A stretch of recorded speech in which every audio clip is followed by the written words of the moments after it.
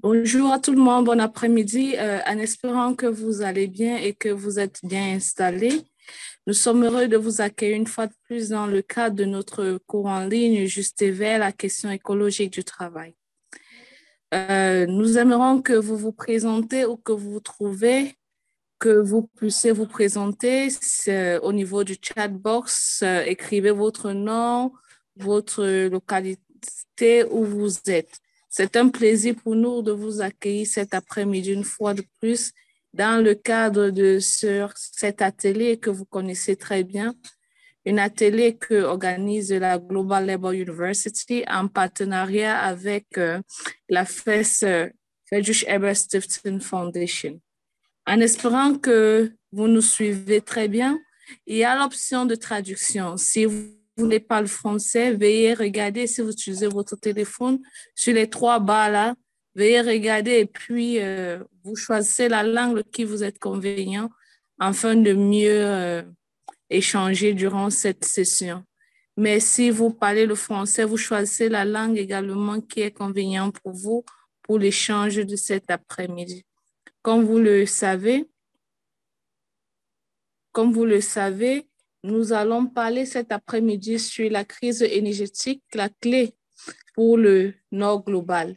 Et nous allons recevoir parmi nous le professeur Dimitrios Stefis. Il fait partie du corps enseignant du département de sciences politiques de l'Université d'État du Colorado aux États-Unis et il est membre du bureau de la session locale de son syndicat. Dans les grandes lignes de ses recherches et son enseignement et sa pratique, elles sont intégrées autour de la gouvernance sociale, de l'économie euh, politique mondiale avec une attention particulière pour le travail et l'environnement. Il a récemment coédité le Palgrave Handbook of Environmental Labor Studies en 2021 avec Nora Reiser et David Hussel. Il est co-coordinateur du Just Transition Research Collaborative et il fait partie du comité d'organisation du Just Transition Listening Project dont il a co-écrit le rapport. Comme vous le savez, notre session cet après-midi est enregistrée. Si vous ne trouvez pas inconvénience, merci de nous faire signe. Merci de nous faire signe si vous avez un souci par rapport à l'enregistrement, car on l'utilise pour pouvoir davantage partager sur nos différentes pages pour les raisons d'enseignement de nos différents participants. En espérant que vous êtes très bien installés et que notre interprétation marche bien, nous voulons souhaiter la bienvenue cet après-midi à professeur Dimitri Stefis.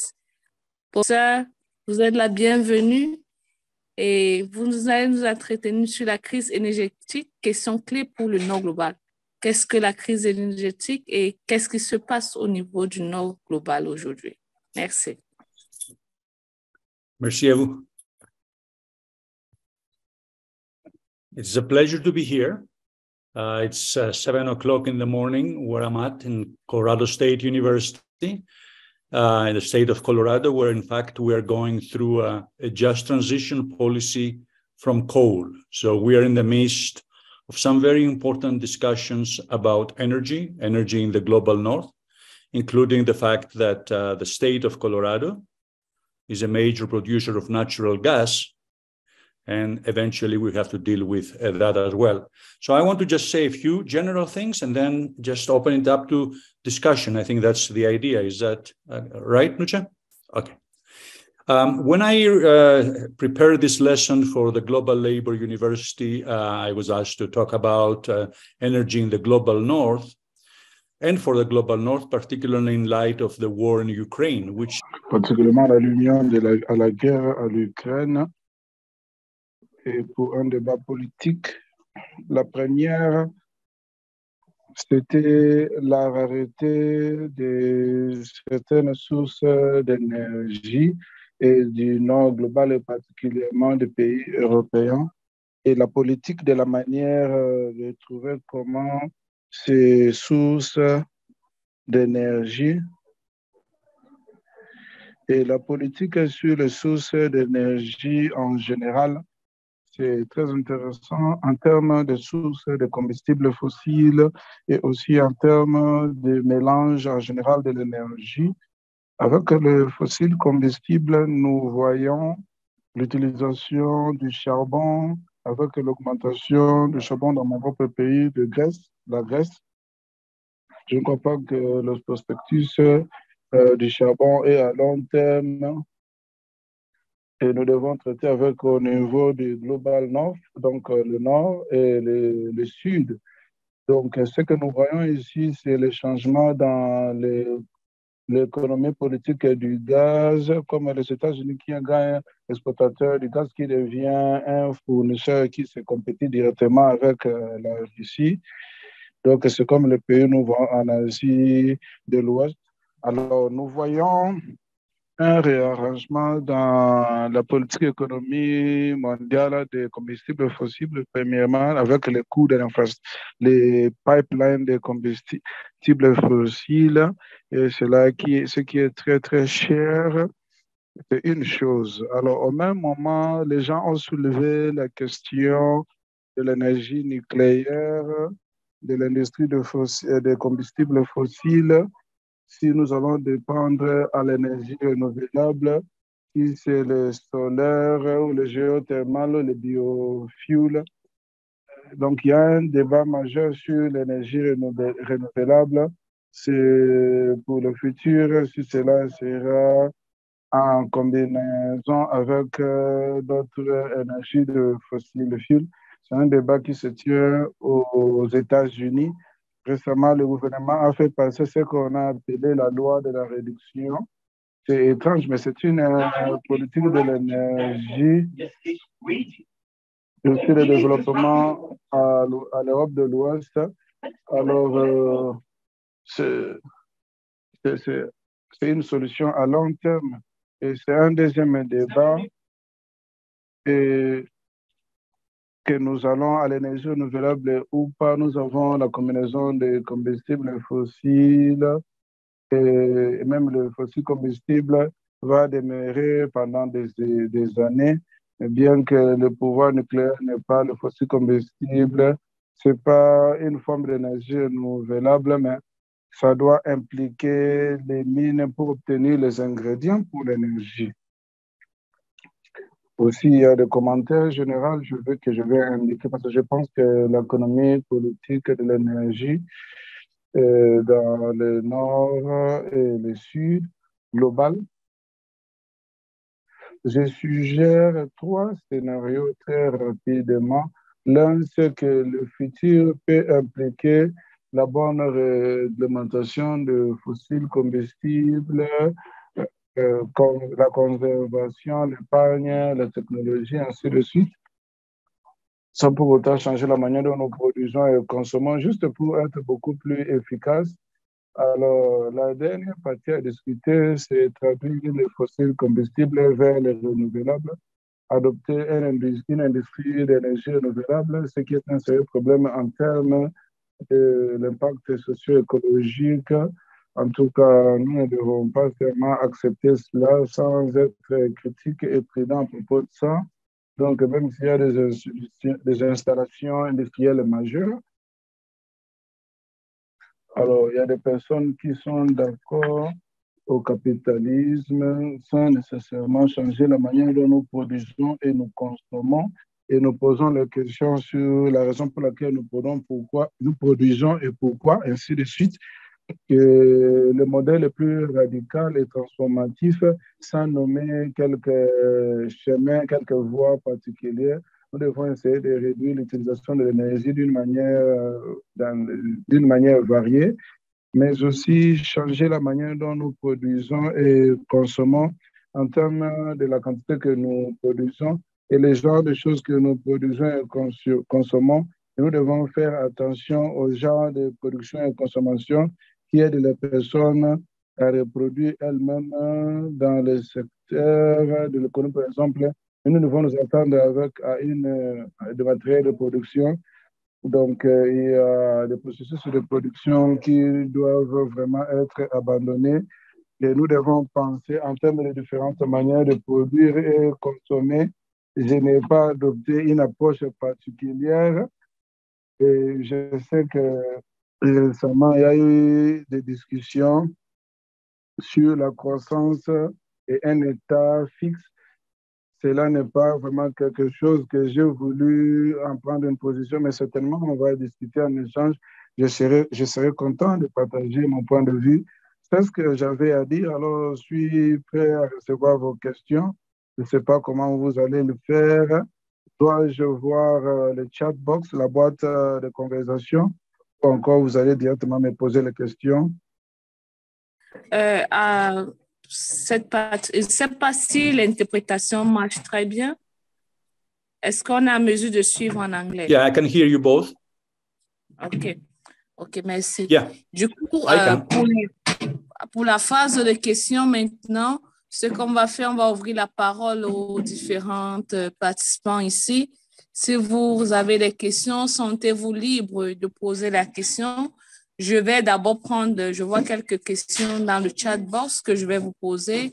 Il y a Abdou qui dit, why energy crisis is a global concern? Why new energy projects to open more or less? I know there has coal and nuclear power too. I don't know if it's a comment. Why is there a global energy crisis and who might suffer most from it? That one comes from Rashidu. I think maybe, Professor, you can have give elements of answers to these particular questions, and then we get other people. I could not hear, Nucha. Okay. We have Rashidu qui pose la question, why is there a global energy crisis and who might suffer most from it? Who suffers most from it? Yeah, that's a question from one of. Well, that's a very good question, and I'm glad you posed it in terms of who suffers most from it, because that allows us to look at the energy crisis, the energy question from a variety of interesting angles. Certainly, the people who do not have access to particular forms of energy when they need it are affected. My parents, for instance, in Greece, they're elderly parents, and the price of oil for heating has gone up about 80%, and they have a very fixed income. So that's a serious problem for them and for people like. Il y a des problèmes sérieux pour eux et le monde, y compris dans le monde industriel. Je crois aussi que l'intensification fossil fuel production at this particular point to address the crisis of this winter is creating serious problems because old mines and old coal plants are being quickly put into service, and that creates some health problems, some safety problems for workers and for communities, and perhaps in some cases gives people a false hope that those coal mines and coal plants will be there for the long term. So that's... Parce qu'il y a des gens qui perdent l'espoir et ils seront là pour un long terme. Et cela pourra changer parce que les gens souffrent d'une manière telle que... Beyond this fact that this question of access and this question of false hope, we still have to ask the question about whether the production, particularly of fossil fuels, but also of renewable energy, if it is done without labor and environmental protections, if it is done in the normal way of more or less laissez-faire capitalism and neoliberal capitalism, how is it affecting workers? How is it affecting communities? Even workers who are very well paid, who make significant amounts of money, whether those are in refineries or in coal mines or in oil wells and platforms and so on. Alors, l'intensification de la production pour avoir l'énergie nécessaire rapidement. En tout cas, il y a des problèmes sérieux d'occupation de la sûreté. Ce sont là des problèmes immédiats auxquels nous répondons si on veut discuter à long terme pour l'énergie.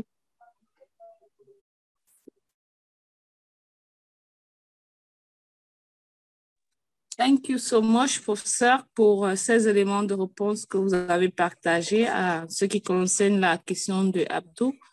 À présent, je ne sais pas, on va ouvrir la discussion et les participants, sentez-vous libres hein, de poser vos questions. Je ne sais pas si l'interprétation en anglais marche bien. Is the English I can hear you, yes. Is the English interpretation working fine? Est-ce que l'interprétation en anglais marche?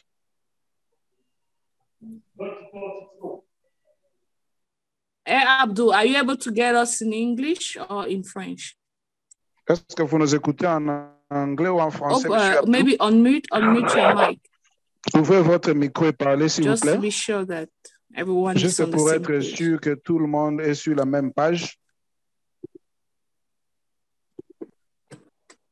Abdul, are you able to get us in French or in Abdou, English? est-ce que vous nous écoutez en français ou en anglais?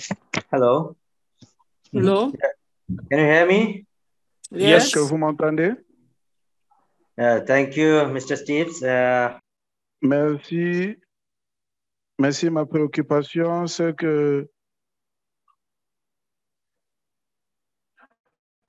nous avons notre crise énergétique à nous. C'est comme un processus en cours. Alors, ma préoccupation est que notre pays, quand nous pensons de Bangladesh, il y a un nouveau projet, un projet nucléaire. Alors, tous ces projets closent de notre secteur.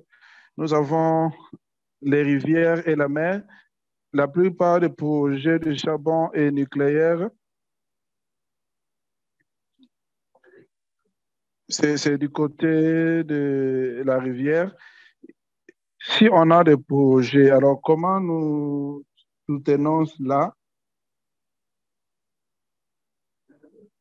Et comment nous faisons avec par rapport aux problèmes climatiques que nous avons? Alors, plusieurs personnes qui travaillent là-bas, qui vivent de la pêche, par exemple. Alors, comment est-ce qu'on peut survivre à une telle situation?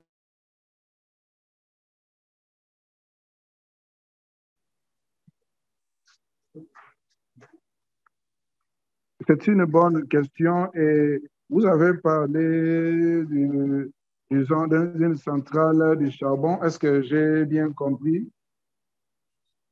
Ok, c'est le nucléaire.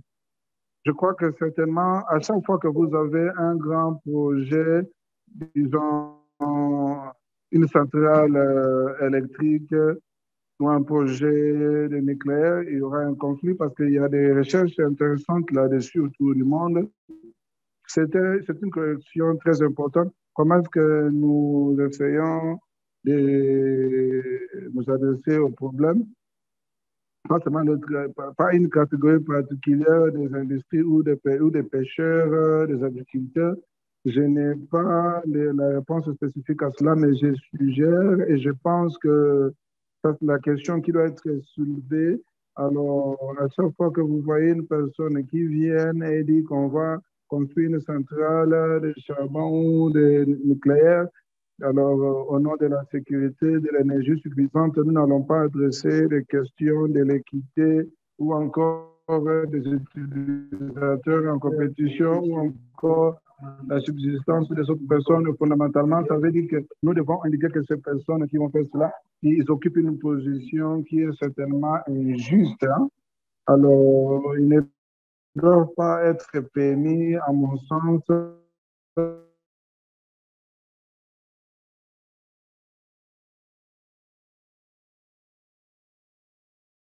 que je trouve un tout petit peu irrationnel. Mais c'est une question importante que vous avez soulevée. Pourquoi le Bangladesh? Je ne sais pas combien de charbon il y a au Bangladesh. Si vous importez le charbon de l'Australie ou encore de l'Indonésie, il y a une centrale nucléaire qui existe et les matériels nécessaires doivent être importés et la manière dont elles sont exportées. L'industrie nucléaire a expérimenté, disons, un réveil maintenant. Donc, pas seulement un seul bras, mais avec les deux bras. L'argument est que ça, c'est probablement la meilleure technologie que nous avons s'il faut réduire l'émission. Et la prochaine étape, c'est de dire, eh bien, on va traiter des cas de déchets. Mais ce qui est clair pour l'industrie nucléaire aux États-Unis, nous appelons ça sleight of hand. Dans l'industrie qui, disons, l'industrie où l'énergie n'est pas renouvelable, alors, alors pour avoir une centrale nucléaire à ce niveau, donc à chaque fois que l'industrie monte, il y a une compétition dans le monde, y compris de là où moi je vis, à quelques mètres de là où moi je vis. Alors c'est important de réaliser que la montée de l'industrie va nous affecter dans le monde. Mm. Donc, euh, alors, je me demande à quel niveau, pourquoi est-ce que le Bangladesh a décidé d'installer une nouvelle centrale nucléaire et pourquoi une rationale économique et environnementale à cela. Et, et, et par rapport à la centrale nucléaire au Bangladesh, a une empreinte donc large au pays.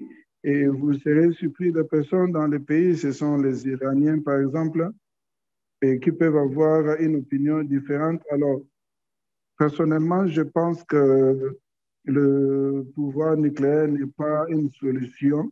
C'est mon point de vue. Et je pense que si tout le monde vient et vous dit allons-y, installons un plan nucléaire, une centrale nucléaire.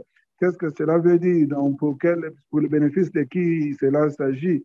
Donc, vous ne devez pas avoir ça au détriment de peuples locaux.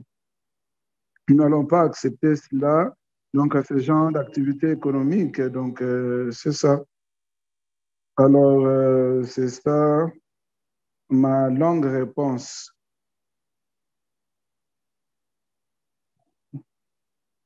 Il y a quelques mois passés, on a produit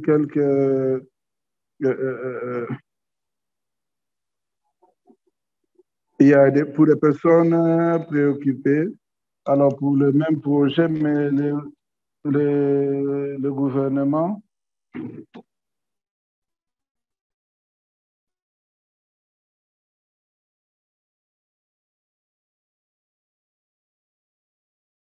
aussi de connectivité avec messieurs du Bangladesh,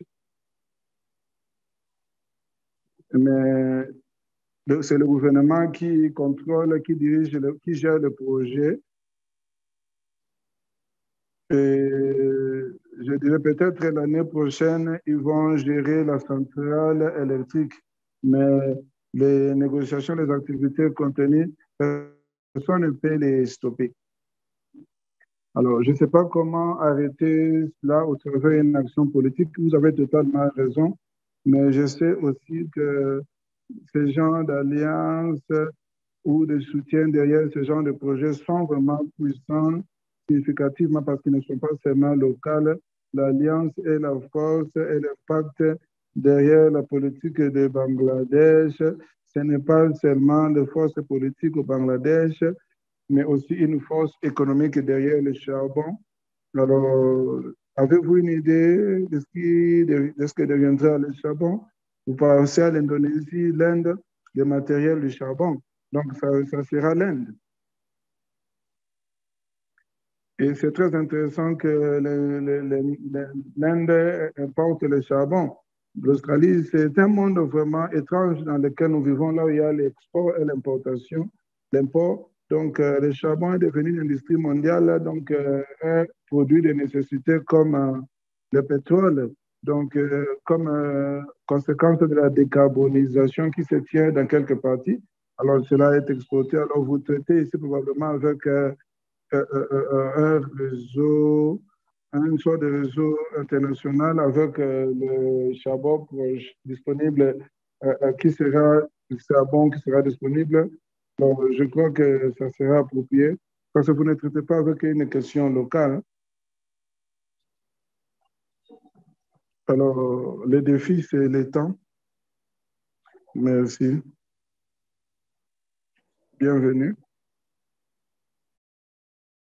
Merci beaucoup, professeur Dimitrous. J'espère que Abdou a été satisfait à la réponse que vous avez apportée. Nous avons un défi avec l'interprétation en anglais. On a un problème technique. On va juste avoir...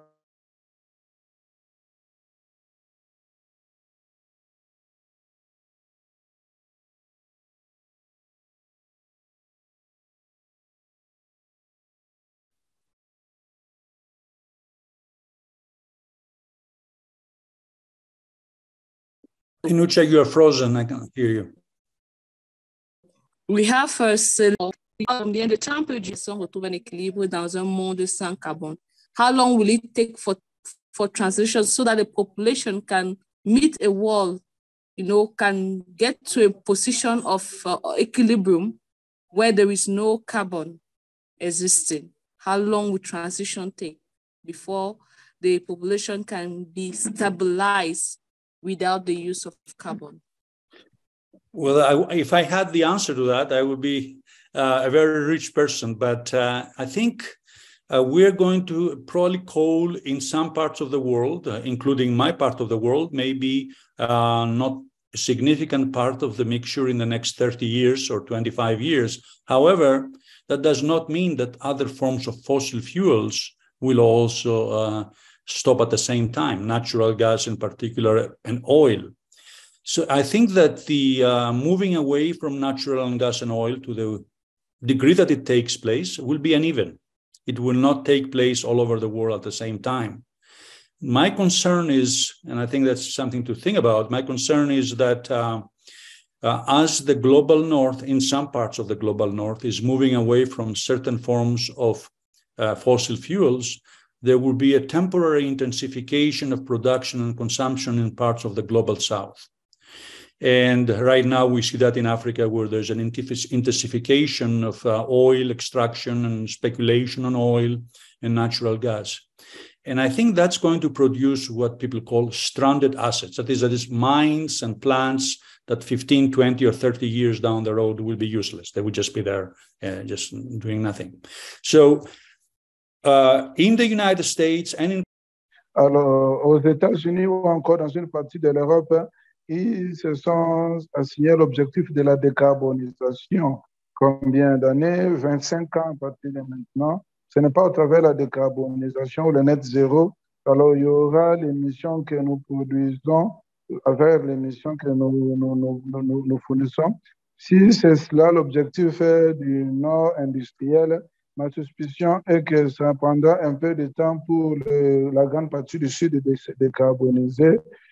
Ma préoccupation est que la décarbonisation dans la grande partie du nord peut se tenir au détriment de la grande partie du sud. Hein. Donc, cela prendra un peu longtemps la décarbonisation. Donc, cela va prolonger l'investissement, les profits. Alors, je n'ai pas une date particulière. En termes de la grande partie du nord, jusqu'à présent, l'idée avec l'Union européenne et les Américains, d'ici 2050 ou 2055, cela ne veut pas dire qu'il n'y aura pas de combustible fossile. Alors, l'émission sera compensée soit par la capture technologique de l'émission ou en plantant des arbres. Alors, à ce niveau-là, je dirais que la décarbonisation à une échelle mondiale, ça met 2 générations de côté. Donc, c'est cela ma position. Merci beaucoup. Je crois que Céline est satisfaite. Il y a encore une petite interruption. Alors, une chose est sûre est que cela peut prendre longtemps pour la grande partie du Sud. Je crois que j'ai une autre question du chat. Cela vient de Abdou. Abdou dit quel est le rôle significatif des travailleurs s'il faut traiter avec la crise énergétique? Quelle est, disons, les règles significatives? Je suis content que cette question est posée, qu'il y ait une union ou pas. Il doit y avoir un rôle proactif. Je ne connais pas pour le cas de Colorado dans mon propre travail. Notre travail important dans l'extraction, disons dans les combustibles fossiles, l'extraction. Donc, le nord est grand, il y a un petit nombre d'emplois dans l'extraction actuelle et de production de combustibles fossiles. Mais beaucoup de ces emplois sont mieux payés. Les gens sont syndicalisés dans plusieurs parties du Sud aussi. Les travailleurs de ce secteur ont tendance aussi à être syndicalisés. Donc, c'est par rapport au secteur de l'énergie renouvelable. Je sais que beaucoup de travailleurs sont vraiment préoccupés par la transition vers le combustible fossile. Il y a vraiment une préoccupation là-dessus. Alors, il y a une bonne raison à être préoccupé de ça. C'est le concept de Just Transition qui a été là depuis un bon moment. Comment est-ce que nous le faisons? Allons-nous dans la direction de juste transition ou encore de plus d'emplois et des travailleurs dans le secteur des combustibles fossiles? Donc, cela est on peut débattre de ça. Il y a l'opportunité de prendre le devant afin d'être proactif. Donc, un produit énergétique qui sera affecté. Et donc, il y aura une baisse. Il n'y a pas de doute qu'il y aura une baisse, même si une baisse lente dans le secteur des combustibles fossiles. Nous devons aussi garder en tête ce qui est très important. Il y a les travailleurs d'énergie en termes de travailleurs qui extraient et produisent de l'énergie. Donc,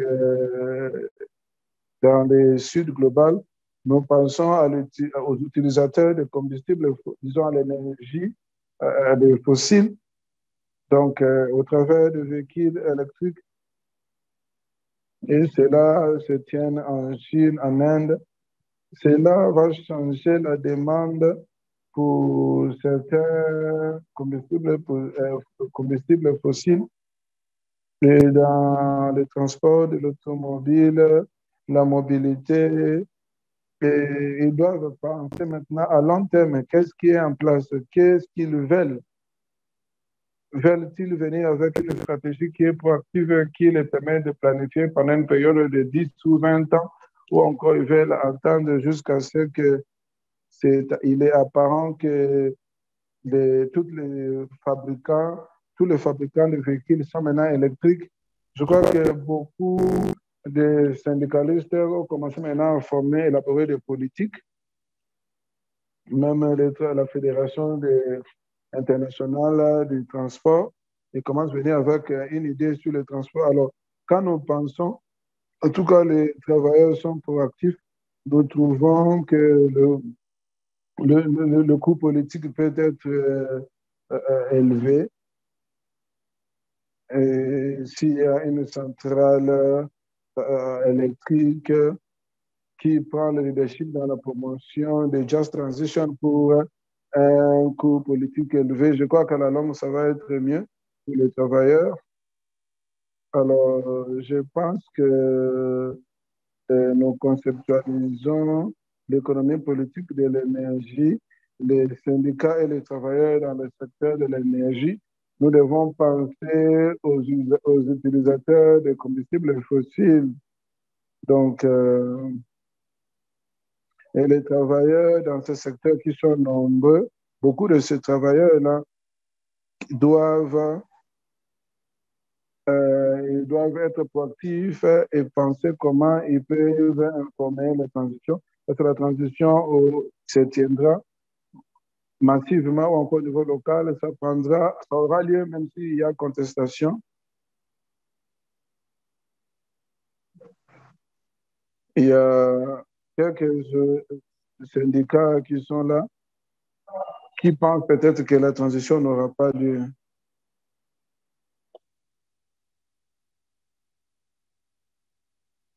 Merci beaucoup, professeur.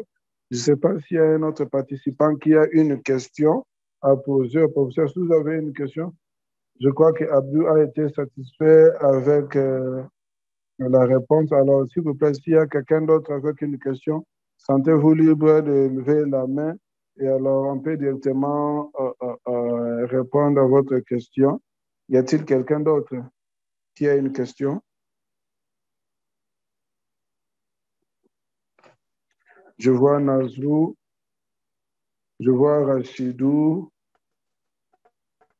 je vois Ray, je vois Panda, je vois Habib, je vois Tanteta. Je ne sais pas s'il y a une question. Je vois Gift, je vois du côté en ligne. Rachel, avez-vous une question à poser en rapport avec notre sujet d'aujourd'hui? Puis-je poser une question? Oui, allez-y, pose ta question.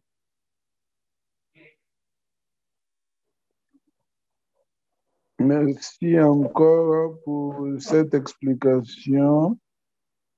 Alors, j'aimerais demander, juste pour une vulgarisation, s'il faut prévenir, quelles sont les autres étapes à franchir, ce qui est idéal pour, disons, idéal contre la crise? L'une des choses que je pense est que vous pourriez en avoir une expertise plus que moi.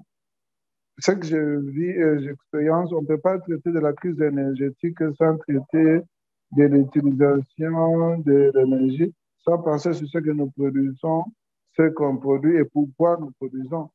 Et prenons un exemple simple qui va nous affecter tous dans le monde. Il y a beaucoup de discussions autour des véhicules électriques et l'importance de ces véhicules. Comment est-ce que cela va être le futur du transport? Alors, nous sommes pris au milieu d'une chose importante. Alors, pourquoi allons-nous dépenser toutes nos ressources dans la corporation et le gouvernement qui dépense les ressources en créant beaucoup de véhicules électriques? Toutefois, ils sont efficaces, ils sont attrayants. Alors, ils doivent créer un système massif un système de transport massif. Je crois que c'est une question importante qui a des implications certainement au travers du monde.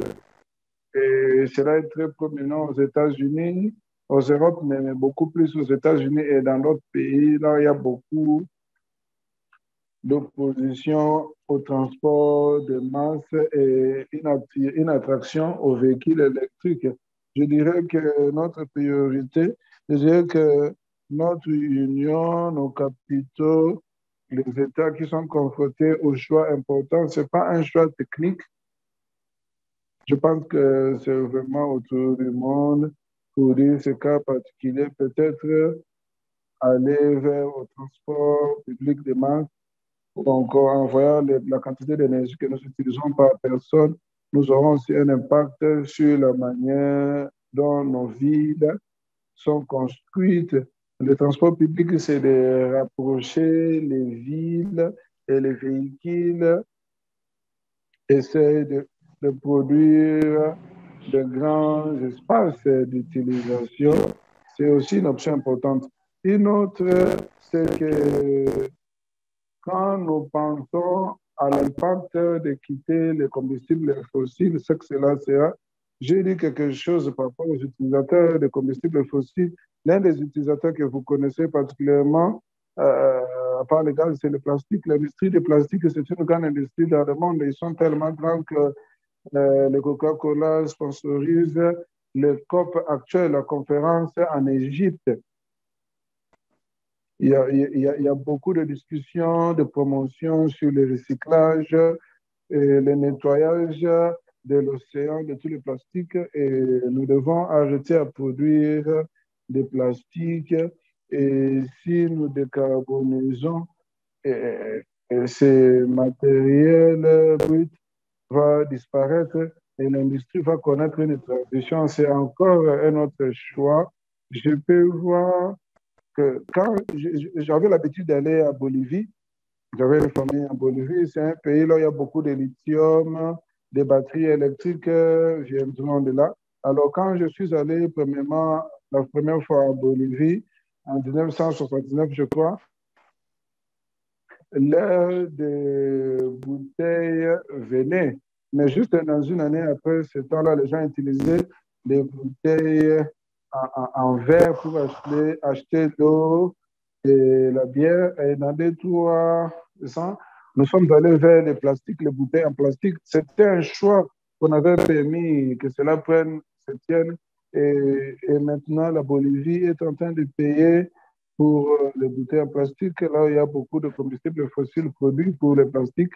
Je crois que si nous pensons aux utilisateurs de certaines formes de l'énergie, alors nous verrons qu'il y a d'autres endroits dans l'économie. Là, on peut avoir une intervention politique, pas seulement dans le point de la production et de l'extraction, mais l'utilisation de l'énergie aussi. Je crois que cela est pour la contestation de l'intervention politique, mais qui demande une production intelligente, je crois. Et je peux imaginer que cela sera imaginer une approche beaucoup plus intelligente pour les emballages ou plastiques. Je ne sais pas si je réponds à votre question, mais c'est à cela que je venais. Merci beaucoup, professeur Dimitrios. Je crois que c'est Adou qui a spécifié sur l'élément de réponse. Alors, je vais maintenant au chat encore. Il y a la question de Fatou Mata, qui est du Sénégal. Elle pose la question pour savoir quelle stratégie va pousser les pays de la grande partie du Nord d'aller vers une juste transition afin de mettre fin à la crise écologique. Qu'est-ce qui peut pousser le pays du Grand Nord pour aller vers la fin de la crise écologique?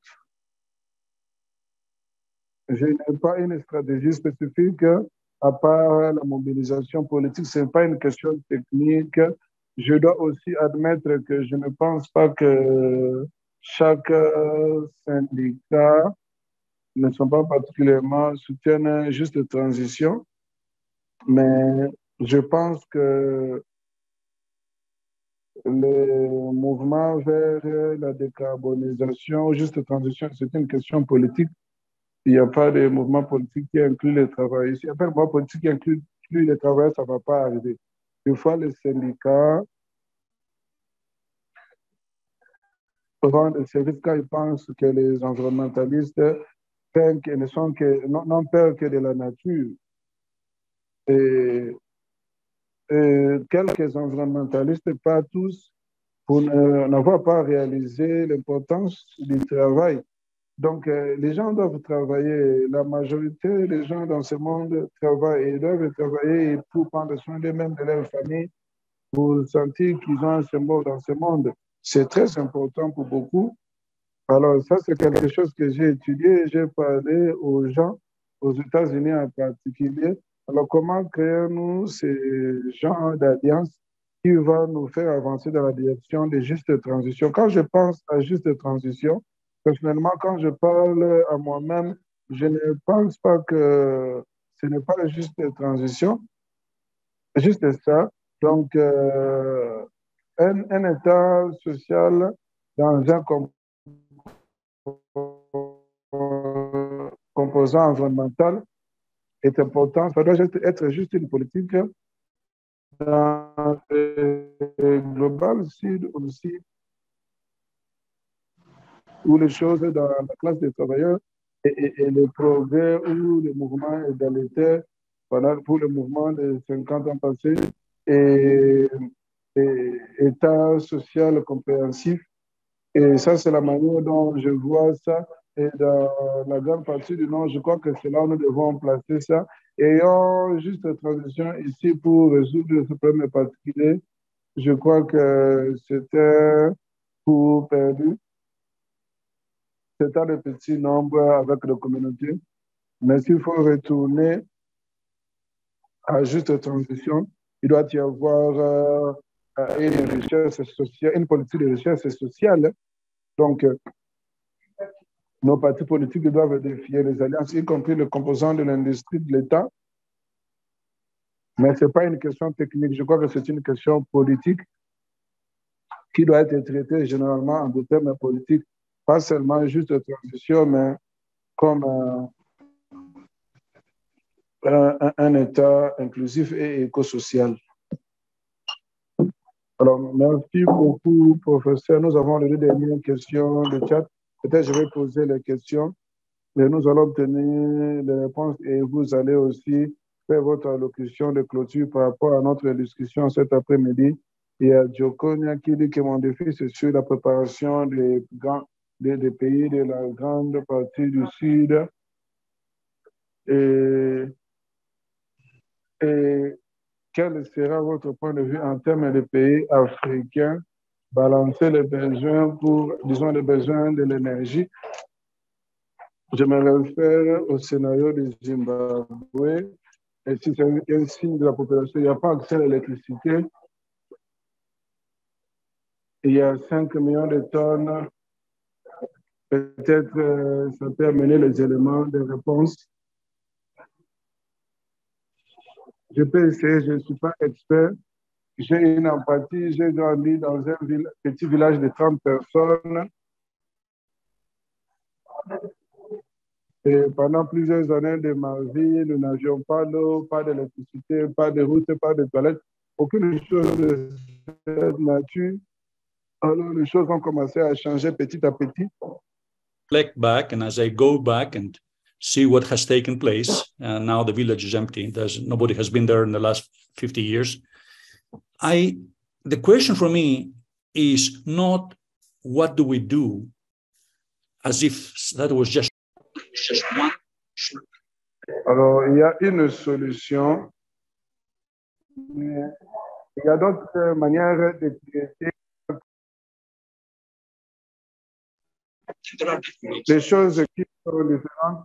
Je sais que la question est la manière dont nous résolvons ce problème particulier, mais nous avons un problème particulier, et aussi comment nous résolvons ce problème. Alors, quand nous posons cette question, ayez en tête qu'il y a différentes manières de résoudre différents problèmes. Il y a plus de capitalistes, il y a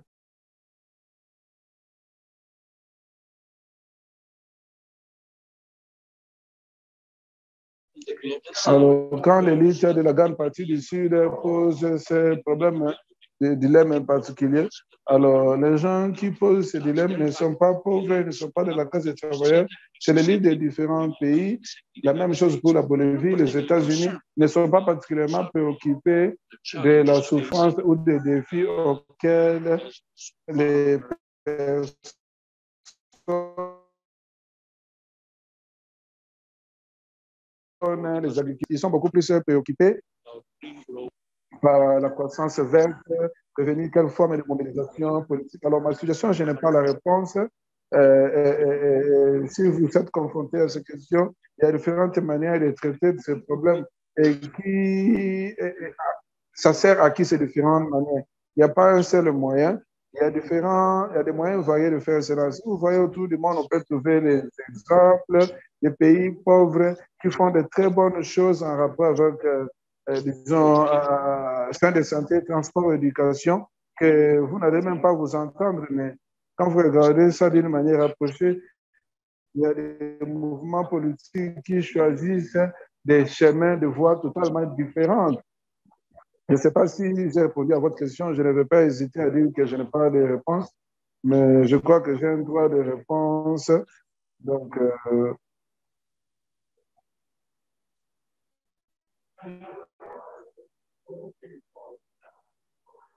merci beaucoup, professeur. J'espère que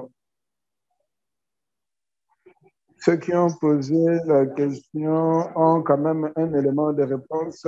Nous avons Gift, nous avons Djokonia. J'espère qu'on a quelques éléments. Adou a encore une main levée. Je ne sais pas s'il veut dire quelque chose avant de conclure la session cet après-midi. Si oui, ouvrez votre micro et allez-y.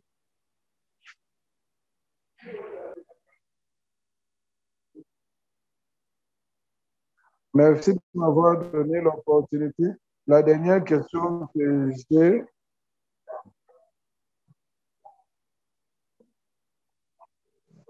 alors, dans notre pays, à Bangladesh,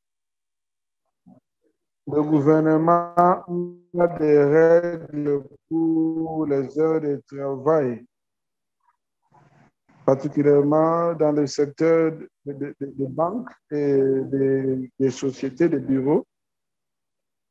Et notre salaire est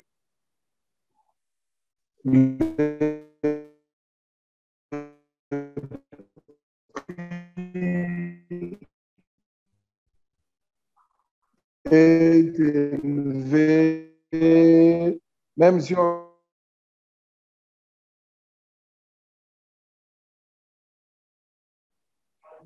il y a problème de connectivité encore du côté de Hadoum, parce qu'ils ne pensent que du pouvoir, de l'énergie, de l'électricité ou quelque chose comme cela. Mais nous avons besoin de survivre. Mais notre revenu est très faible. Pouvez-vous me dire quelque chose là-dessus? En fait, je retourne à ce que j'avais dit.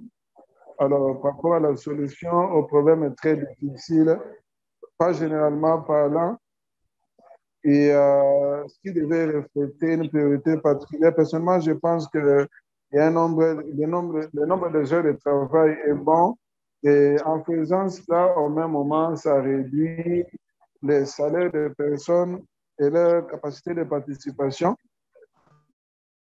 The problem that serves particular interests.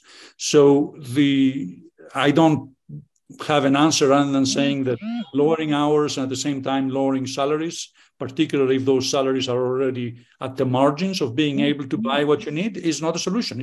Is a very bad solution. Now, what do you do about that? Well, in my view, you probably... Dans mon point de vue, vous devez fournir certaines formes de services ou de besoins en tant que le bon public, et cela aussi a des implications politiques significatives ou propositions à cela.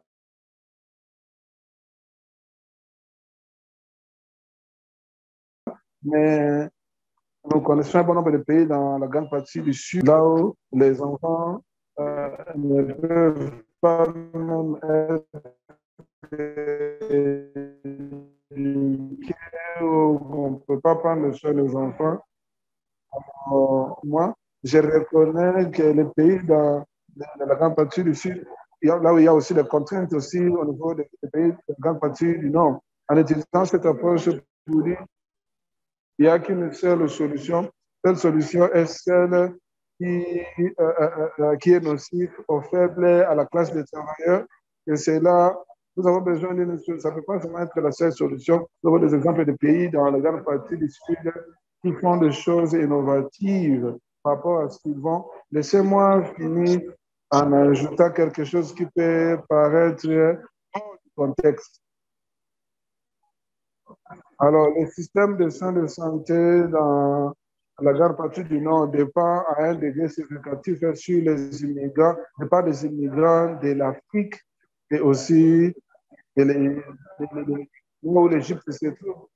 Il y a un nombre significatif de personnes qui ont été formées au Zimbabwe, je lisais l'histoire récemment, dans le Bangladesh, le Pakistan, l'Inde, et au lieu d'être capables de travailler dans leur propre pays, ils ont été formés, ils ont été tirés par les gros salaires dans la grande partie du Nord. Le système d'éducation dans la grande partie du Sud produisent les gens, les travailleurs avec compétences, là où le Nord pense qu'ils peuvent les recruter juste comme cela. Alors, comment est-ce que cela arrive? Vous devez faire quelque chose, n'est-ce pas, pour produire des travailleurs qui ont des compétences. Merci. Merci beaucoup, professeur Demetrios. pour ces réponses, particulièrement dans cette classe, et pour nous avoir donné cette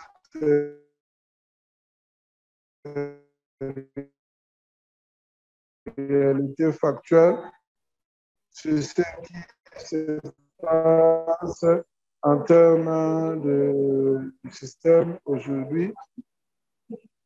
Alors, c'était un honneur de vous avoir cet après-midi. Vous l'avez réalisé. Mathilda est aussi au point de prendre son avion.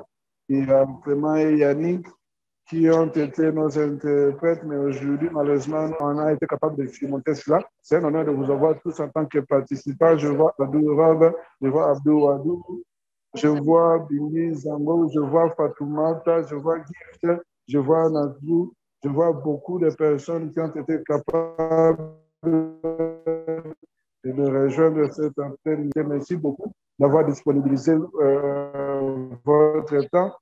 Nous allons voir des autres webinaires qui viendront et on va communiquer là-dessus. Sentez-vous libre de nous rejoindre quand vous aurez le temps.